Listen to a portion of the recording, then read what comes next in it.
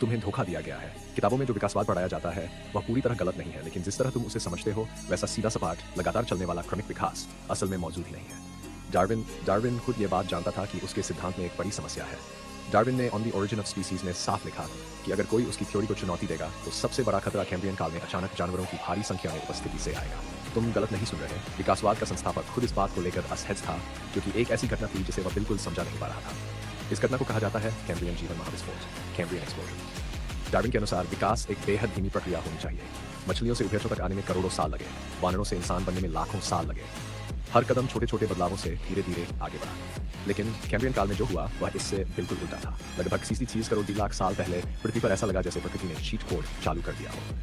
सिर्फ करीब 2 करोड़ साल के अंदर लगभग आज के सभी प्रमुख पशु संघ एक साथ प्रकट हो गए। ट्रिलोबाइट, आर्थ्रोपोड, कीट कवच वाले जीव, मोलस्क, कॉर्डेट, रीढ़धारी जीवों के पूर्वज जो होना चाहिए था सब आ गया। ये कोई धीमी क्रमिक प्रक्रिया नहीं थी, ये सामूहिक विस्फोट था। और इससे भी ज्यादा अजीब बात यह है कि कैम्ब्रियन से पहले की चट्टानों में वैज्ञानिकों को इन जटिल जानवरों के स्पष्ट पूर्वज लगभग नहीं मिलते। अगर विकास सच में धीरे धीरे हुआ होता तो भूस्तरों में ढेर सारे संक्रमणकालीन जीवाश्म, ट्रांजिशनल फॉसिल्स मिलने चाहिए थे, जो सरल जीवों से जटिल जीवों तक हर छोटा कदम दिखाते। लेकिन वास्तविकता यह है कि प्री कैम्ब्रियन चट्टानों में ज्यादातर सिर्फ एक कोशिकी जीव और कुछ नर्म शरीर वाले जीव मिलते हैं। और फिर अचानक कैम्ब्रियन काल में जैसे किसी ने स्विच दबा दिया हो, सारे जटिल जानवर प्रकट हो जाते हैं, मानो वे हवा से पैदा हो गए हों। डार्विन खुद इस समस्या से परेशान था। उसने इसे समझाने के लिए कहा कि शायद भूवैज्ञानिक रिकॉर्ड अधूरा है, पुराने जीवाश्म गर्मी और दबाव से नष्ट हो गए, या वे अभी समुद्र की गहराइयों में छिपे हैं। सुनने में ये बातें ठीक लगती, लेकिन समस्या यह है कि डार्विन की मृत्यु के कुल गिनती से ज्यादा साल बाद इंसान 30 करोड़ साल पुराने बैक्टीरिया और साइनोबैक्टीरिया के जीवाश्म मिल चुके हैं। लेकिन कैम्ब्रियन से पहले के वो संक्रमणकालीन जीवाश्म अब भी नहीं मिले जो धीमे धीमे विकास को साबित करें। यूनान तो एसिड शॉर्ड में चीन के यूनान प्रांत में चेंगजियांग जीवाश्म समूह की खोज हुई। ये कैम्ब्रियन विस्फोट के अध्ययन में एक ऐतिहासिक खोज थी। इन जीवाश्मों में नरम ऊतक तक सुरक्षित थे। 1.6 करोड़ साल पहले के समुद्र की दुनिया जैसे जिंदा सामने आ गई। लेकिन इस खोज ने विकासवाद में रुकी। शिकारी जीव आए जिससे हथियारों की दौड़ शुरू हुई। सब तर्क सही लगते हैं, लेकिन दिक्कत यह है कि ये हालात पृथ्वी के इतिहास में कई बार आए। फिर कैम्ब्रियन में ही ऐसा विस्फोट क्यों हुआ? यूजरजंगी में जेजियांग यूनिवर्सिटी के वैज्ञानिकों ने एक नया विचार दिया।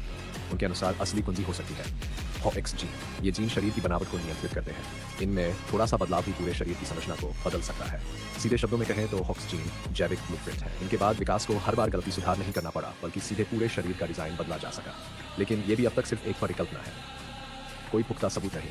विडंबना है कि सृष्टिवाद के समर्थक कैम्ब्रियन विस्फोट को विकासवाद पर हमला करने का सबसे बड़ा हथियार मानते हैं। वे कहते हैं अगर विकास इसे नहीं समझा सकता तो ये ईश्वर की रचना है। ये तर्क अटपटा लगता है, लेकिन पूरी तरह खारिज करना भी आसान नहीं, क्योंकि विज्ञान के पास जरूरी नहीं। एक समय बिजली को भी कोई नहीं समझता था। आज जो अपेक्षाकृत स्वीकार्य विचार है वह ये कि कैम्ब्रियन गए और नई प्रजातियों के लिए खाली पारिस्थितिक स्थान बने।